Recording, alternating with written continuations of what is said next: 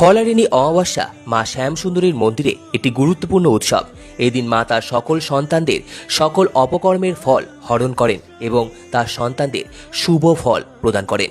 এই দিন মাকে 5টি মরশুমি ফল দিয়ে পুজো দেওয়ার নিয়ম রয়েছে। বছরের এই একটি দিন মা লেবুর মালা পরিধান করেন। এই লেবুর মালা পরিধান করে মা তার সকল সন্তানদের সকল দুঃখ কষ্ট পাপকে কণ্ঠে ধারণ করে সন্তানদের সুখ প্রদান করেন।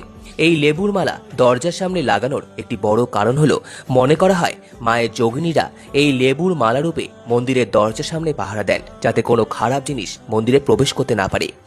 আগামী 26শে মে মায়ের মন্দিরে ফলারিনী অমাবস্যা পালিত হবে। আপনারা সকলেই মায়ের মন্দিরে আসুন, মাকে পুজো দিন, নিজেদের মনস্কামনা মাকে জানান। মা আপনাদের সকল মনস্কামনা পূরণ করবেন। এদিন বিশেষ প্রসাদের ব্যবস্থা থাকবে, তাহলে আপনারা অবশ্যই মাকে পুজো নিবেদন করার পর মায়ের প্রসাদ গ্রহণ করুন।